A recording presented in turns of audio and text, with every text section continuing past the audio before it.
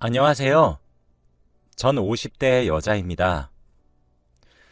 참, 요즘은 100세 시대라고 하기도 하죠. 전 앞으로 살아갈 날보다 살아온 날이 더 많은 사람입니다.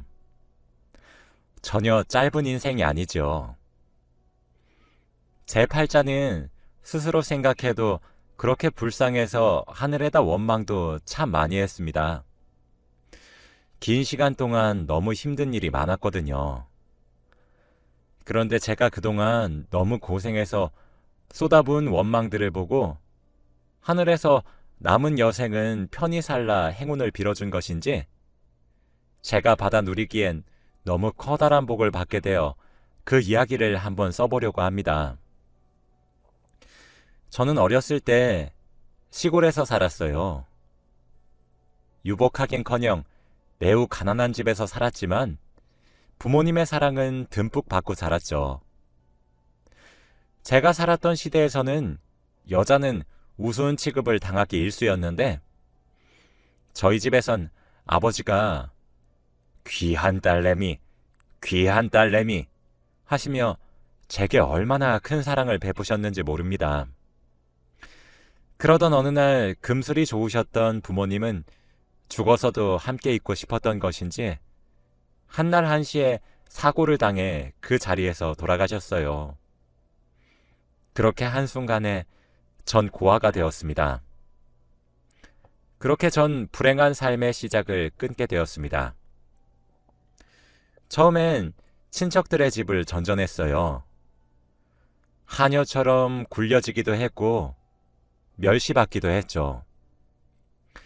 사촌이란 존재들도 하나같이 못된 아이들 뿐이었습니다. 저라면 부모를 하루아침에 잃은 어린 여자아이를 보듬어 줄 것 같은데 말이죠. 그런데 8년을 이 집 저 집 전전하며 식충이 취급, 하녀 취급을 받으면서 컸어요. 제가 16살의 나이가 되던 해에 일어난 일이 하나 있었습니다.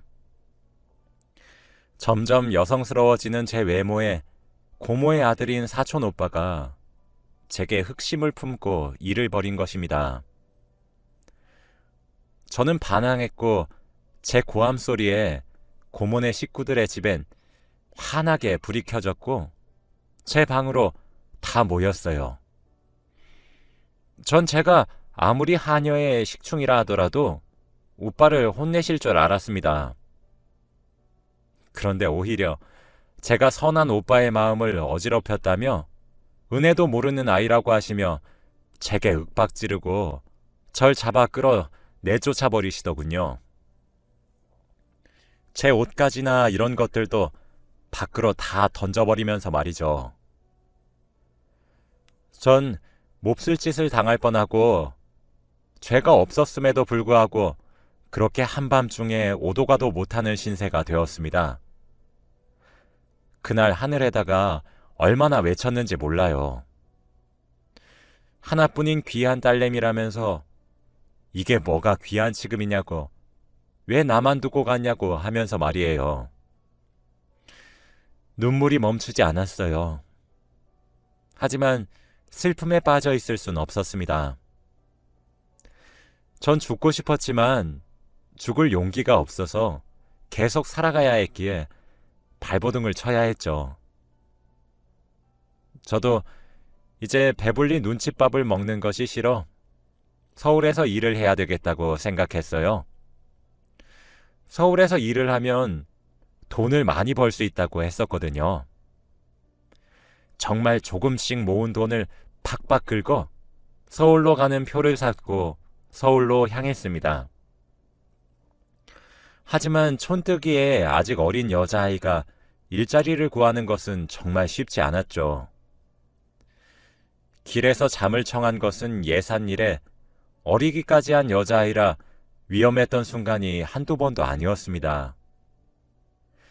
죽을 힘을 다해 그런 위험에서 빠져나오기 위해 도망쳤고 배를 골는 일은 일쑤였죠. 표를 사서 얼마 남지 않은 돈도 언제 일을 구할 수 있을지 모르니까 조금씩 아껴 썼어요. 어쩔 땐 남들이 버리고 간 흙이 묻은 음식물을 주워 먹을 때도 있었습니다. 이러다 안 되겠다 싶더군요. 그때부터 보이는 가게마다 들어가서 일을 하게 해달라고 간청했어요. 그런데 뭐 어디 일을 시켜주겠나요? 당연히 내쳐졌죠. 손님 도망가게 하려고 찾아왔냐고 썩 꺼지라며 소금을 뿌리셨던 사람들도 계셨습니다. 수중에 가지고 있었던 돈들도 땡전 한 푼 없이 떨어졌고 난 이렇게 고생만 하다가 죽는구나 하며 포기할 때쯤이었어요. 전봇대 밑에 쪼그리고 멍하니 눈물만 흘리며 앉아 있었는데 머리 위로 종이 한 장이 하늘하늘 떨어지더라고요. 뭔가 싶어 보니 제가 있는 곳에서는 거리가 제법 있는 곳에 위치한 공장에서 일을 할 사람을 구인한다는 내용이었죠. 그 종이에는 숙식 제공이란 4글자가 적혀 있었습니다. 집도 절도 돈도 없었던 전 이거다, 진짜 마지막 기회다 하며 미친 듯이 걸어 공장에 도착했어요. 나이가 어려서 안 된다고 하면 어쩌나 싶어서 불안했는데 전부 제 기우였습니다. 그곳에는 저보다 어린 여자아이들도 있었거든요. 미신 공장이라 그런지 여자들밖에 없더군요. 꾀재재한 몰골을 본 반장님은 오늘은 쉬고 내일부터 일을 하라며 일하는 시간이며 돈이며 기계적으로 읊더군요. 기숙사에서 지낼 거면 월급에서 돈을 얼마 정도 떼가는데 어쩌겠냐고 하면서요. 저는 오늘부터 기숙사에서 지내겠다고 했어요. 기숙사는 낡고 초라했고 외풍도 많이 들었지만 그날 밤 서울에 올라온 이후 처음으로 제대로 씻고 이불을 덮고 편안하게 잠을 청할 수 있었습니다. 이튿날부터 손이 부르트도록 일을 했습니다. 요즘 청년들은 미리 알려준 시간보다 일을 더 시키면 야근 수당이니 특근 수당이니 이런 것들을 노동부 같은 곳에 말하기도 하고 신고하기도 한다던데 우리 때에는 그런 것들이 일절 없었고 하라면 해야 했죠. 쥐꼬리만한 월급에서 기숙사 비용도 떼가는 것도 모자라 하루에 잠을 자는 시간을 제외하면 계속 재봉틀을 돌려야 했어요. 하루에 14시간에서 16시간은 일을 했던 것 같습니다. 티끌과도 같은 돈이었지만 쓰는 돈이 없어 그런지 모으니 제법 돈이 되더군요. 몇 년 일에 모은 돈은 생각보다 액수가 컸어요. 그때 같은 기숙사에서 살고 있는 언니가 제게 투자를 권유하더라고요. 세상 물정 몰랐던 전 솔깃했죠. 언니는 자기에게 돈을 맡기면 2배로 불려줄 수 있다고 호언장담을 하며 공장 사람들의 돈을 받아 투자해주고 있다고 했습니다. 저뿐만이 아니라 다른 사람들도 돈을 맡겼다 하기에 언니를 믿었었는데 언니는 제가 모은 돈을 받아가는 것을 끝으로 다음날 새벽에 야반 도주를 했어요. 한순간에 전 재산을 잃었죠. 저와 같은 피해자가 속출하기 시작하더군요. 제 기구한 팔자는 거기서 그치지 않았어요. 돈이야 다시 개고생을 해서 모으면 되었지만 몇 달 지나지 않아 공장이 망해서 문을 닫았거든요. 자세한 사정을 모르지만 회사 사장이 보증을 잘못 썼다고 했나? 뭐 그랬었던 것 같아요. 전 공장에서 친해진 사람들의 집에 신세를 지기 시작했습니다. 다행히도 공장에서 친해진 언니들은 착해서 절 잘 받아주었죠. 그런데 다 며칠 정도만 신세질 수 있었어요. 그것도 한계가 있었기에 염치 없이 언제까지 신세만 질 수 없어서 하루빨리 일한 곳과 몸을 누일 곳을 찾아야만 했죠. 그렇게 발품 팔며 숙식이 가능한 일자리를 찾아 헤매고 다녔습니다. 그런데 그런 제가 안쓰러웠는지 당시에 가장 친하게 지냈던 공장 언니가 자기는 고향집에 내려가서 지낼 건데 함께 내려가지 않겠냐고 하더라고요. 저 하나 정도 도울 여력은 된다고 하면서 말이죠. 염치가 없었지만 전 차마 거절할 수 없었어요. 그렇게 언니네 고향집에서 신세를 지게 되었습니다. 언니네 부모님은 정말 따뜻하신 분들이었죠. 제가 살아온 환경을 듣고 눈물 지으시며 하늘에 있는 부모님들이 대견하다고 할 거라며 어린 나이부터 정말 고생이 많았다며 이제 행복한 일만 있을 것이 분명하다고 해주셨거든요.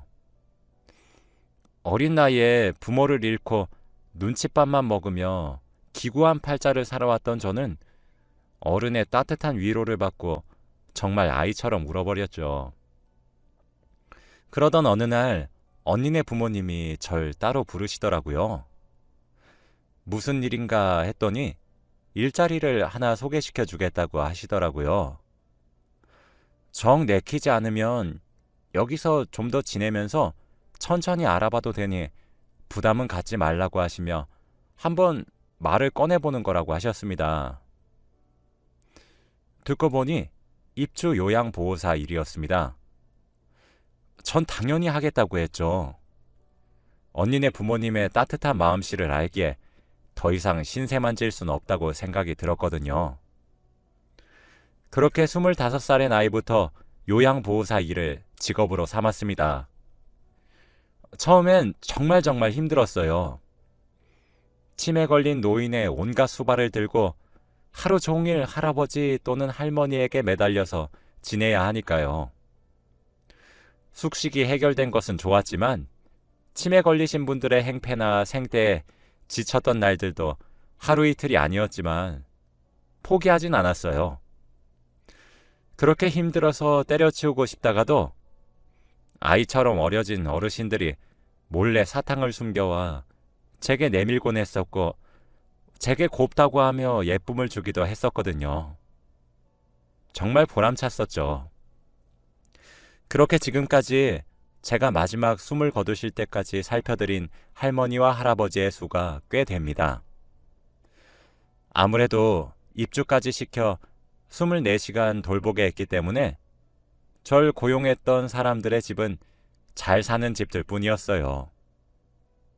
점점 시간이 가면서 저도 나이를 먹어갔고 모은 돈도 정말 많아졌죠.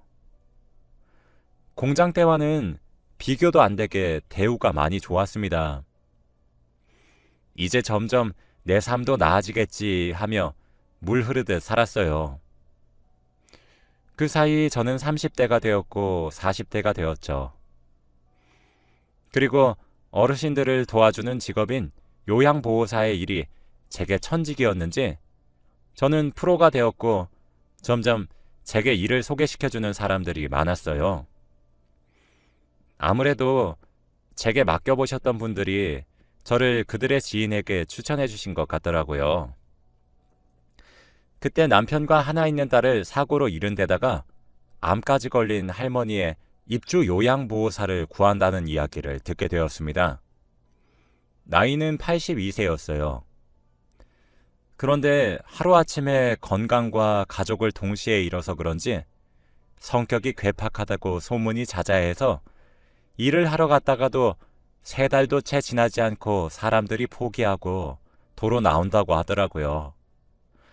그러다 제 귀에까지 들려오게 되었죠. 임금을 살펴보니 남들보다 2배 정도의 시세였어요. 그래서 제가 하겠노라 말을 했죠. 전 그 나이 되도록 결혼도 하지 않았고 자식도 없었거든요. 그저 돈을 모으는 재미로만 삶을 살았죠. 그리고 저처럼 사고로 가족을 다 잃어 세상에 혼자 남겨지신 분이시기도 했고 게다가 암까지 걸리셨다니 남처럼 느껴지지 않았습니다. 다들 그 할머님께 아무리 가지고 있는 슬픔이 커도 저렇게 심보가 괴팍하면 어쩌냐고 그러니까 큰 병에 걸린 것이라 손가락질했지만 전 누구보다 세상에 혼자 남겨진 기분을 잘 알았고 이해가 되었기에 더 마음이 갔었던 것도 있었어요. 할머니의 집에 일을 하러 가기로 한 날이 되었죠. 와, 그런데 생각했던 것보다 훨씬 괴팍하셨어요. 저는 암에 걸리신 것만 알았는데 얼굴의 절반이 화상 자국으로 덮여 있으시더라고요. 알고 보니 남편과 딸을 잃어버렸던 사고가 화재였다고 합니다. 가까스로 어머니는 구출이 되었는데 남편과 딸은 그만 숨을 거두고 만 거죠. 그래서 그런가 사람이 대화를 하면 눈을 마주치고 말을 해야 하잖아요. 그런데 할머님을 쳐다보기만 하면 악을 쓰며 소리를 지르시기 일쑤였어요. 저렇게 혈압 올리시다 쓰러지면 어떡하나 싶어 걱정이 될 정도로 화를 내시기도 했죠. 음식은 또 어찌나 가리셨는지 몰라요. 말동무가 되기는커녕 말을 붙이려고만 하면 절 노려보곤 하셨죠. 그러니까 오히려 오기가 생기더라고요. 내가 포기하나 봐라 하는 심정으로 계속해서 할머님께 다가갔습니다. 할머님은 남편과 딸의 사망보험금을 받아 살림이 엄청 넉넉하셨었는데 투자에 신이 붙었던 것인지 보험금을 굴리고 굴려 몇십억 대의 자산 가셨어요. 저는 그런 할머님께 빨래를 개어드리면서 제 이야기만 조잘조잘 거렸죠. 들은 척도 하지 않으시는 것 같았는데 다 들으셨나 보더라고요. 저는 투자를 어떻게 하시는 거냐며 전 사기도 당해봤다고 하는 제 말에 에이 멍청한 것 하시기도 했거든요. 그럼 전 그러게요. 제가 너무 순진했었나 봅니다. 하고 넘겼어요. 그 뒤로는 제가 칼질을 하다 손가락을 베는 날이면 아니 너는 눈이 없니? 하며 혼내셨어요. 제가 할 일을 끝내고 소파에 앉아있다 잠깐 꾸벅 졸면 득달같이 달려오셔서 너 지금 시간에 잠이 와? 잘 거면 방으로 썩 들어가! 하며 화를 내셨었거든요. 그래서 오해했었나 보더군요. 전 주위에서도 할머니 성질이 보통이 아니다, 괴팍하다, 온갖 소리를 다 듣고 여기에 일을 하러 오기도 했지만 실제로 할머님께서 제게 따뜻한 말 한마디 하지 않으시니 색안경을 끼고 바라보았던 것이었어요. 할머니는 전혀 괴팍하신 분이 아니셨거든요. 말을 조금 세게 하시는 분이셨죠. 제가 손가락이 칼에 베었던 날에도 후시딘을 던지듯 제게 주셨고 소파에서 꾸벅꾸벅 조는 날이면 거실 TV 소리를 낮추셨거든요. 할머니가 따뜻하다는 사실을 알아채니 할머니의 꾸중도 듣기 즐겁더군요. 저도 정을 많이 주게 되었어요. 점점 할머님께 진심이 되어갔죠. 사람이 살다 보면 소주가 땡기는 날이 있잖아요. 마음이 헛헛하고 어수선한 그런 날이요. 할머님을 모시고 산 지 1년이 다 되어가면서 저희 부모님의 기일이 다가왔었어요. 할머님 잠자리를 봐드리고 거실에 혼자 앉아 창밖에 떠있는 달을 보며 소주를 한 잔, 두 잔 기울이기 시작했죠. 그런데 달칵 하며 할머님이 문을 열고 밖으로 나오시더라고요. 아주 청승이란 청승은 다 떨고 지랄이여. 너 왜 안 자고 이러고 있어? 하며 소파로 슬그머니 엉덩이를 붙이셨어요. 그때 저도 모르게 웃음이 나더라고요. 왜 웃냐는 질문에 그냥 그저 기분이 좋아서요. 라고 대답했어요. 잠시 정적이 흐르고 할머님이 물어보시더군요. 너 왜 지금 그 나이 먹도록 결혼도 안 하고 애도 안 낳고 살아? 하시면서요. 그때 처음으로 할머님께 제 이야기를 들려드렸던 것 같아요. 어르신, 제 팔자가 얼마나 기구했는지 아세요? 제가 뭐 돈이 있길 하나, 가족이 있길 하나, 그러니 이 나이 먹도록 남자 한번 제대로 못 만나고 돈이나 벌면서 살고 있죠. 나이 어려서는 부모님을 한날 한시에 잃었지. 돈 좀 모아놨더니 믿었던 언니가 받아들고 야반도주 했지. 얼마나 힘들었는지 몰라요. 어르신, 저 진짜 길에 버려진 음식도 주워 먹고 그런 적도 있었어요. 안 믿기시죠? 이렇게 제 한 몸 건사하기도 바쁜데 어떻게 가족을 꾸리겠어요? 그림의 떡이지.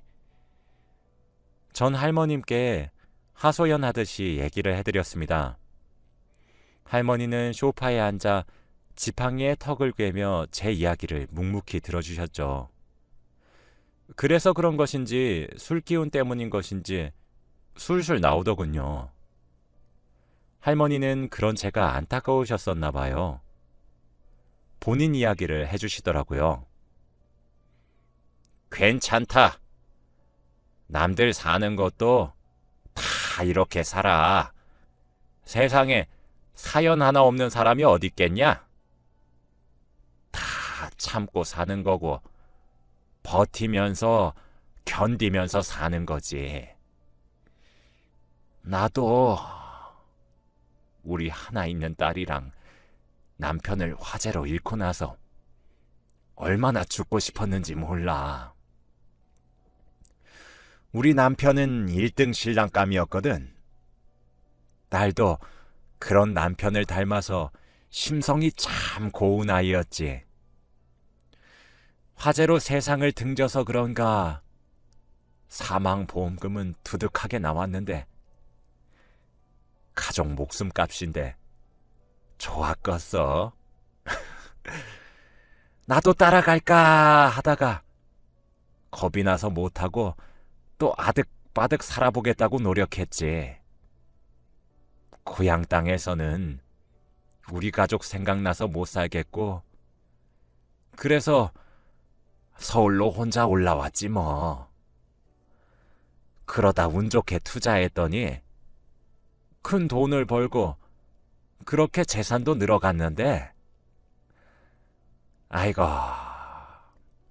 나는 세상 등진 남편이랑 딸이 내 말년에 이렇게 편하게 살아보라 그러나 했는데 속도 메스껍고 머리도 어지럽고 병원에 가서 검사했더니 큰 병원을 가라 그러대. 가보니까 글쎄 암이래. 내 팔자가 왜 이렇게 기구하나. 얼마나 원망했는지 모른데도. 병원에 입원을 하실 거냐 하는데 내가 이 나이 먹고 또 못하러 병원에 죽을 날을 받은 사람처럼 살아가겠어. 아니다, 됐다 하고 병원 왔다 갔다 하면서 편안하게 뒤지겠소 했지. 그런데 이 암이란 병이 참말로 독한 병이더라. 시도 때도 없이 몸이 쥐어짜지는 듯이 너무 아픈데 혼자 있으니 힘들고 아프고 어찌나 비참하든지. 에휴, 그래서 보호사를 구하면 못하겠어? 내가 악바리처럼 살아서 그런지 내 얼굴에 화상흉이 두려워 그런지 뭔 말만 하면 눈물바람으로 못하겠다 그러는데 나도 지겨워지더라고. 이제 마지막이다 하는 심정으로 구했는데 그때 일하러 들어온 사람이 바로 너요. 근데 너는 내 얼굴을 봐도 징그러워하지도 않고 그저 예 할머님, 예 어르신 하며 살갑게 대해주는 것이 참 고마웠다고. 이왕 이렇게 밤이 늦은 김에 우리 딸이랑 남편 자랑 좀 들어볼 텐가? 잠시만 기다리고 있거라. 하시더니 방으로 들어가 때 같아서 색이 바랜 상자를 하나 들고 나오시더라고요. 그러시면서 우리 딸 얼굴 좀 봐라. 얼마나 고운데. 우리 남편도 젊었을 때 여자들 가슴앓이 꽤나 시켰던 얼굴이래도 하시며 제일 먼저 셋이서 찍은 빛바랜 가족 사진을 보여주더라고요. 술을 꽤 마신 상태로 웬일로 얼굴에 미소를 띠고 조곤조곤한 목소리로 자기 얘기를 하시는 할머님의 목소리를 들으며 마음의 위로를 참 많이 얻고 있었어요. 그런데 사진을 본 순간 퍼드득 하며 술이 다 깨더라고요. 전 깜짝 놀라 사진을 할머님의 손에서 뺏어 들고 뚫어지게 보았습니다. 빛바랜 사진이었지만 사진 속에 나온 할머님의 따님분은 제가 공장이 망하고 신세를 졌던 언니임이 틀림없더라고요. 입이 떡 벌어진 채 사진만 뚫어져라 보고 있으니 네가 봐도 우리 딸이 한미모 하는가 보구나 하시며 웃으시더라고요. 할머님, 혹시 따님분 이름이 윤정이 맞아요? 라고 물어봤어요. 그랬더니 아니, 네가 어떻게 그 이름을 알아? 하며 깜짝 놀라시더라고요. 저 기억 안 나세요? 정희 언니가 다니던 공장이 망해서 언니가 회사에서 친하게 지냈던 동생이라고 한 명 데려와서 몇 달을 함께 지냈잖아요. 제가 그 동생이에요. 그때 그 동생한테 입주 요양보호사로 일할 수 있게 해주셨잖아요. 저 기억 안 나세요? 어머, 어쩜 좋아? 저 여기 올라와서 적응하는 게 좀 힘들어서 숨통 좀 틔우고 나서 바로 정희 언니네 연락을 했는데 그 누구도 안 받아서 한참이나 찾았어요. 걱정돼서 정희 언니 고향집에 내려갔더니 글쎄 집은 무너졌지 사람은 온데간데 없지. 제가 얼마나 걱정을 했는데요. 마을 사람들이 서울로 가버렸다기에 서울에서 일하나 보다 잘 살겠지 했는데 정희 언니도 화재 사고로 그만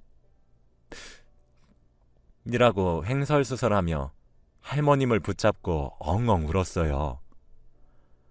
아이고, 아니 그러면 네가 순영이니? 순영이가 맞는 게야? 아이고 그래. 이제 찬찬히 얼굴을 뜯어보니 그때랑 눈망울이 하나도 변하지 않았구나 하시며 아이고 하시더라고요. 그날 늦은 밤이 지나 새벽에 해가 뜰 때까지 저와 할머님 둘이서 부둥켜 안고 지난 세월을 위로하며 한참을 울었습니다. 그 이후로 할머님은 자신을 어머니로 여겨달라 하셨고 저 또한 제게 저희 엄마와 아빠를 제외하고 따뜻함을 베풀어 주셨었던 첫 어른이었고 정희 언니는 제게 친언니와 다름없는 존재였기에 진심으로 어머니로 여기기 시작했습니다. 거기에 그치지 않고 절 수양딸로 삼아주셨어요. 그렇게 몇 년 동안이나 딸이 엄마를 모시듯 둘이서 행복하게 지냈습니다. 병원에서도 암의 진행률이 심하지 않다 하셨었죠. 그래서 이제 나도 어머니도 드디어 마음도 편하고 몸도 편하게 행복하게 지내겠다 했습니다. 그러던 어느 날이었어요. 다른 날과 다름없이 아침에 일어나 밥을 준비하고 있었는데 어머니가 밖으로 나오시질 않더군요. 항상 오전 9시가 되면 나오셨는데 웬일로 늦잠을 주무시나 하면서 방문을 열었더니 어머니가 이불에 그대로 누워 있으셨습니다. 엄마, 오늘 웬일로 이렇게 늦잠을 자요? 해가 좀 있음 중천에 뜨겠어요. 하며 다가가 흔들어 깨웠는데 어머니 배 위에 올라가 있던 손이 힘없이 바닥으로 떨어지더군요. 불안했습니다. 서둘러 손가락을 코 밑에 대었어요. 숨을 쉬지 않으시더군요. 황급히 귀를 심장에 가져다 댔습니다. 심장도 뛰지 않더군요. 몸도 이미 체온이 식어 있었습니다. 사람이 너무 크게 놀라면 눈물도 나오지 않는다는 사실을 아시나요? 119에 다급히 전화를 걸었어요. 뭐라고 신고를 했는지 기억도 나질 않네요. 병원에서는 사망 원인이 노안인 것 같다 하시더군요. 무슨 정신으로 어머님의 장례를 치렀는지 모르겠습니다. 가족도 잃고 돈도 잃은 노인네, 뭐가 그리 보고 싶어서 데리고 가셨냐 하늘에다 물어보기도 했고 겨우 가족처럼 기대어 지낼 딸내미 만든 지 몇 년이나 지났다고 날 두고 가시냐 사진에 대고 혼잣말도 했었죠. 왜 자기가 죽을 날을 아는 것처럼 돌아가시기 하루 전날 내게 고맙다고 하고 사랑한다고 한 거냐고, 이러려고 그랬냐고 혼자 펑펑 울다가 어느새 장례가 끝나더군요. 이왕 가신 거 하늘에 가서 보고 싶었던 남편과 딸내미 손잡고 잘 쉬셔라.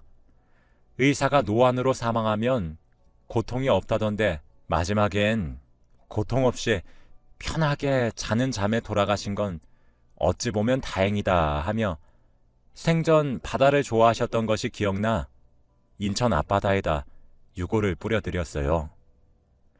사망 신고를 하고 오니 변호사가 집으로 찾아오더군요. 윤수영 씨 집에 계십니까? 하면서요. 문을 열어서 안으로 들어오라 하니 저희 어머니가 혼자 남은 수양딸 걱정에 유산을 미리 다 정리를 해놓으셨더라고요. 어머니는 저를 수양딸로 들이시고 1년 정도 뒤에 유언장을 적으셨다고 해요. 거기엔 자기가 죽으면 제게 모든 재산을 위임하겠다고 적혀 있었습니다. 그렇게 받은 유산이 40억 정도 됩니다. 유언장과 함께 동봉된 편지에는 저를 딸이라고 지칭하면서 자기가 죽으면 세상에 혼자 남을 제 걱정에 눈을 감으려다가도 번쩍 떠진다고, 자기가 죽으면 이젠 고생하지 말고 남은 노년 남자친구도 만들어보고 그렇게 즐겁게만 살다가 따라오라고, 많이 사랑하고 둘째 딸이 돼주어서 너무 행복하고 사랑한다고 적혀 있었습니다. 더 해주지 못한 것만 기억나 미안하고 죄스러웠는데 어머니가 끝까지 절 걱정하시며 세상을 뜨셨던 것이 참 가슴이 아팠어요. 저는 여전히 어머니와 함께 지냈었던 집에서 혼자 생활하고 있습니다. 어머니가 원하셨던 것처럼 남자친구는 만들어보지 못했지만 저처럼 어린 시절 어른들에게 외면받고 힘들게 사는 아이들에게 후원하고 봉사활동을 하며 나름대로의 행복을 찾으면서 잘 지내고 있어요. 오늘은 딱 어머니가 돌아가신 지 5주기가 되는 날이에요. 제 후원을 받으며 대학을 졸업하고 취직에 성공한 여자아이가 하나 있습니다. 절 엄마라고 부르는 가슴으로 낳은 딸 같은 존재지요. 어버이날 첫 월급으로 사온 것이라며 꽃다발과 스카프 그리고 편지를 한 통 써왔더군요.